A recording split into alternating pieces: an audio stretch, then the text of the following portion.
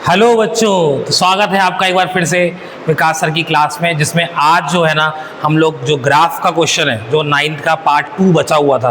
बच्चों को बहुत दिन से कह रहे थे कि सर पार्ट 2 बनाना है, तो वो रह गया है, उसको आज हम लोग कंप्लीट करेंगे और आपको साथ में रहकर ग्राफ को कंटिन्यू करना है। तो चलिए फिर शुरू करते हैं आज की क्लास में। तो सबसे पहले बेटा देखते हैं, हमारे तो बच्चों को प्रॉब्लम आती है कि ग्राफ एक्चुअली है क्या। मतलब बच्चे के जब इसको ड्रॉ करते हैं 9th में मोशन चैप्टर में, तो ग्राफ समझ नहीं पाते एक्चुअली क्या है। ग्राफ एक मैथमेटिकल वे है हमारे किसी डेटा को रिप्रेजेंट करने का। सर समझ में नहीं आया मतलब क्या है, तो देखो समझते हैं इसको। मान लीजिए कि कोई ऑब्जेक्ट है जो पॉइंट ए पे है, ठीक है ना बेटा। बेटा समझना, ध्यान से समझना बेटा। तो एक ऑब्जेक्ट हाँ ए पर है और वो जाएगा पॉइंट बी तक। अब ए से लेकर बी तक की जो डिस्टेंस है ना, मतलब जो दूरी है, वो है 100 मीटर। ओके सर, अब हर 100 मीटर को मैंने क्या किया, 10-10 मीटर में डिवाइड कर दिया। तो मेरे पास यहाँ पर कितना है, 10 मीटर, 20 मीटर, 30 मीटर, 40 मीटर, ऐसे करते करते 100 मीटर है। ओके सर, अब यहाँ पर मैंने क्या किया, यहाँ टाइम जो ऑब्जेक्ट चलेगा उस ऑब्जेक्ट के टाइम को मैंने 5, 10 ऐसे करके कवर कर दिया। अब हम जब इस को ग्राफिकली रिप्रेजेंट करने जाएंगे तो हम लोग क्या करेंगे ना बेटा, हम मैथ्स की रिक्वायरमेंट करेंगे। हमें क्या करेंगे, हम कोऑर्डिनेट बनाएंगे। एक कोऑर्डिनेट जो है मेरा, वो यहाँ पर रिप्रेजेंट करेगा किस चीज़ को, आपकी पोजीशन को, मतलब आप कितना चले। और दूसरा कोऑर्डिनेट रिप्रेजेंट करेगा आपका टाइम वेरिएबल। तो मैथ्स में जैसे हम लोग कोऑर्डिनेट यूज करते हैं ना बेटा, एक्स और वाई, वही तरीके से हम लोग को क्या करना है, एक एक्स कोऑर्डिनेट लेना है और एक वाई कोऑर्डिनेट लेना है। एक्स कोऑर्डिनेट में मोस्टली मोशन चैप्टर में हम लोग वो वाली क्वांटिटी लेते हैं जो कि बदलती नहीं है। क्या बोला मैंने, ध्यान से सुनना। वो क्वांटिटी लेते हैं एक्स में जो बदलती नहीं है, बदलेगी वाली नहीं है, बदलेगी नहीं। और y में हम लोग वो क्वांटिटी लेके थे जिसको हमें चेंज करवाना है। जैसे अगर हम बात करें यहाँ पर, तो मेरे पास x पोजीशन पे जो y पोजीशन है, वहाँ पर कौन आएगा, डिस्टेंस। तो मैं क्या करूँगा, यहाँ पर 0 लेके चलूंगा क्योंकि वो शुरुआती ओरिजिन से शुरू हो रहा है। उसके बाद 10 मीटर चला, 20 मीटर चला, 30 मीटर चला, ऐसे चलते चलते टाइम पर भी मैं यहाँ देखूंगा क्या, 10, 5 सेकेंड, 10 सेकेंड, ऐसे करते करते क्या होगा, आपको कोऑर्डिनेट्स मिलेंगे। मैं इन कोऑर्डिनेट्स को आपको और अच्छे से समझाऊंगा। जब इन कोऑर्डिनेट को आप जोड़ेंगे तो आपको एक लाइन ड्रॉ करती हुई दिखाई देगी, और ये जो लाइन बनेगी ना बच्चों, इस लाइन को ग्राफ में स्लोप कहते हैं, स्लोप। तो 2 मिनट रुकिएगा, अभी पूरे लेक्चर में आपको स्लोप भी मैं अच्छे से कवर करने वाला हूँ। तो अगर हम बेसिकली, अगर आपसे पूछा जाए कि ग्राफ क्या होता है बेटा, तो ग्राफ हम लोग क्या करते हैं, डेटा जो हमारे को गिवन होता है, उस डेटा को मैथ्स की मदद से एक्स और वाई वेरिएबल में प्लॉट करते हैं, और उसी प्लॉटिंग को बेटा क्या बोलते हैं, ग्राफ बोलते हैं। आई होप आपको ग्राफ समझ में आया होगा। अब हमारे को जो मोशन चैप्टर है ना, तो मोशन बेटा क्या होता है बच्चा, मोशन में ऑब्जेक्ट क्या करता है, पोजीशन के साथ अपने को चेंज करता रहता है। तो जब अपनी पोजीशन को चेंज करेगा टाइम के रिस्पेक्ट में, तो हमारे पास बच्चों ग्राफ फॉर्मेशन आएगा। अब सबसे पहले वाले जो ग्राफ हम लोग पढ़ते हैं वो है बच्चों ग्राफ जो कि डिस्टेंस वर्सेस टाइम का ग्राफ होता है। अब यहाँ अगर आप देखें तो आप, मुझे समझ में आ गया होगा आप लोग को कि मैं क्या कहना चाहता हूँ, और इजीली आप इसको समझ जाओगे कि एक ऑब्जेक्ट यहाँ पर हमने लिया है डिस्टेंस और यहाँ मैंने लिया है टाइम। अगर आपका ग्राफ जो कि लाइन है, मैं ग्राफ में लाइन को ही बोलता हूँ, इसको स्लोप भी कहते हैं बच्चा। तो बच्चा बड़े ध्यान से सुनना है इसको। ये जो लाइन अगर एकदम स्ट्रेट लाइन बन रही है ना, और सीधी पैरेलल हो रही है टाइम एक्सिस के, एक यहाँ पर आप देख रहे हो तो लाइन एकदम स्ट्रेट सीधी बन रही है, और यहाँ देखो तो लाइन क्या बन रही है, कर्व बन रही है। तो बेटा जब भी लाइन आपकी स्ट्रेट बनेगी, कैसी बनेगी, क्या बोला मैंने, स्ट्रेट। जब लाइन स्ट्रेट बनेगी तो ये जो हमारा ग्राफ होता है, इस ग्राफ को कहा जाता है यूनिफॉर्म मोशन का ग्राफ। कैसा कहलाता है, यूनिफॉर्म मोशन। क्यों सर, क्यों यूनिफॉर्म मैथ कहते हैं इसको, क्योंकि यहाँ पर आप समझिएगा, इसको इधर ध्यान से देखिएगा।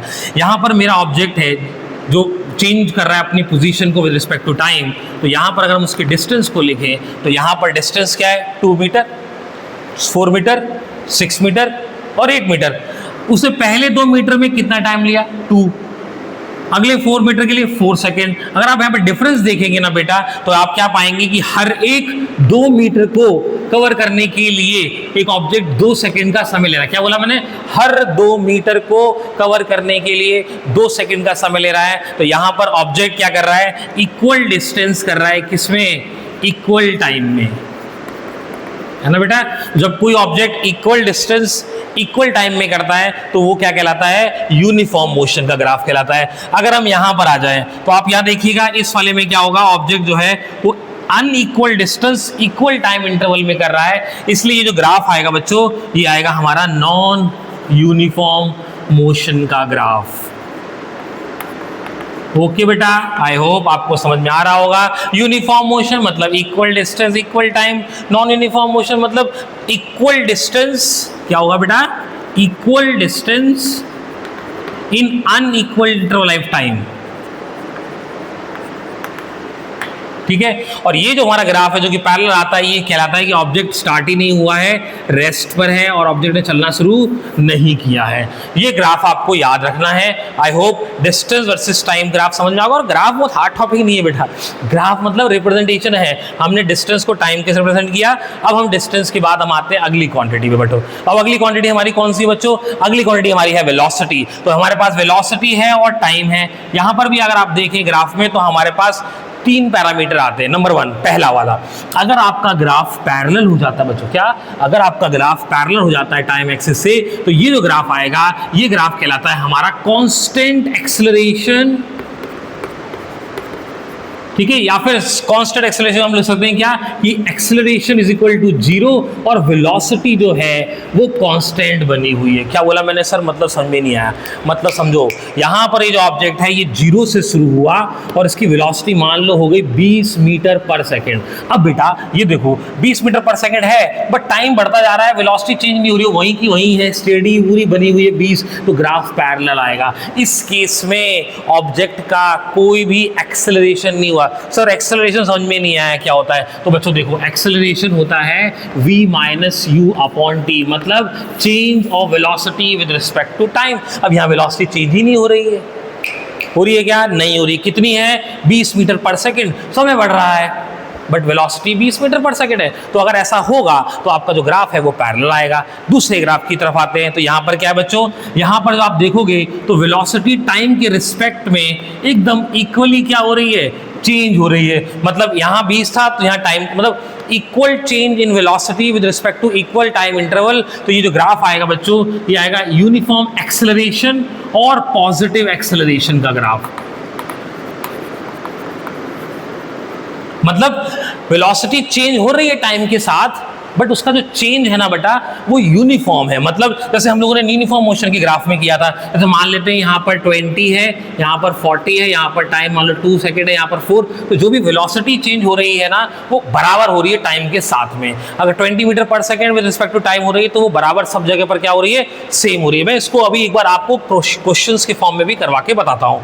यहाँ पर अगर आप देखें दूसरा वाला जो ग्राफ है ये कहलाता है बच्चों हमारा नेगेटिव एक्सेलरेशन का ग्राफ। क्या कहलाता है बेटा, नेगेटिव एक्सेलरेशन का ग्राफ। इसमें क्या होता है ना, हमारा जो वेलोसिटी है वो टाइम के साथ घटता जा रहा है। मतलब अगर आप देखो तो यहाँ पर कोई वेलोसिटी थी और यहाँ समय के साथ क्या हो रही है, वो घटती जा रही है। तो इस फॉर्म को जो है ना हम लोग मोस्टली जो है बच्चा वो क्या कहते हैं, नेगेटिव एक्सेलरेशन का ग्राफ कहते हैं। कहने का मतलब ये हुआ कि ग्राफ में आप कैसे पता लगाओगे कि एक्सेलरेशन हुआ है कि नहीं हुआ है। तो वेलोसिटी वर्सेस टाइम ग्राफ हमें एक्सेलरेशन देता है और डिस्टेंस वर्सेस टाइम ग्राफ हमको क्या देता है, वेलोसिटी या फिर स्पीड देता है। तो बड़ा समरी जो हमें समझ में आती है वो अभी के दो ग्राफ से क्या आती है कि डिस्टेंस वर्सेस टाइम ग्राफ हमें क्या देगा, हमको distance versus time graph speed देगा, और अगर आपने डिस्प्लेसमेंट लिया है तो वेलोसिटी देगा। वेलोसिटी वर्सेस टाइम ग्राफ बच्चों अपने को एक्सेलरेशन देगा। अब एक्सेलरेशन देने के बाद हमारे पास कुछ क्वेश्चंस क्या आते हैं कि अगर आपको वेलोसिटी टाइम ग्राफ दिया गया है और वेलोसिटी टाइम ग्राफ में अगर आपको उसने कह दिया कि उसका एरिया भी हमें निकालना है, तो वेलोसिटी टाइम ग्राफ में अगर हमें एरिया निकालना हो बच्चों तो वेलोसिटी टाइम ग्राफ में जो एरिया होता है वो हमें देता है उसका क्या, डिस्टेंस कितना कवर किया ऑब्जेक्ट ने। क्या बोला मैंने, डिस्टेंस कितना कवर किया। तो velocity versus time graph will give us the distance and distance versus time graph will give us the velocity और speed. Velocity versus time graph will give us the acceleration. 3 तरीके की acceleration है, acceleration 0, positive acceleration और negative acceleration. I hope आपको ये तीनों चीजें बहुत अच्छे से समझ में आ गई हो। एक टॉपिक है जो मैं आपको बताने वाला हूं यहां पर, जो कहलाता है बच्चों क्या, स्लोप। अभी स्लोप क्या होता है बच्चा, आपको ध्यान रखना है। 2 क्वांटिटीज में जो तीसरी क्वांटिटी होगी वही स्लोप बताएगा। और स्लोप को कैसे निकाला जाता है, स्लोप का सिंपल फॉर्मूला होता है क्या, y2 minus y1 upon x2 minus x1। Sir कैसे चलेगा पता, देखो आपने कोई ग्राफ ड्रॉ किया, आपको लाइन मिली, आपने क्या करना है, कोई भी 2 पॉइंट के y कोऑर्डिनेट ले लीजिए और कोई भी 2 कोऑर्डिनेट के x कोऑर्डिनेट ले लीजिए। तो अगर आप यहाँ पर देखो तो मेरे पास y2 कोऑर्डिनेट कौन सा हुआ, 6, और y1 कोऑर्डिनेट क्या हुआ 4 डिवाइडेड बाय x2 कोऑर्डिनेट क्या हुआ 6 और x2 कॉमन क्या हुआ 4। तो हम इसको जो माइनस करेंगे तो क्या आएगा 2/2, क्योंकि क्या मिल के आएगा मेरे को 1 मीटर पर सेकेंड जो हमारे पास है वो वेलोसिटी और स्पीड आ जाएगी। आई होप आपको ये स्लोप भी कॉन्सेप्ट समझ में आया होगा किस तरीके से है। अगर आपको वीडियो अच्छा लगा है तो आप इसको लाइक करें, सब्सक्राइब करें और सबको बताएं किस तरीके से सॉल्व कर रहा है। Thank you for today's class.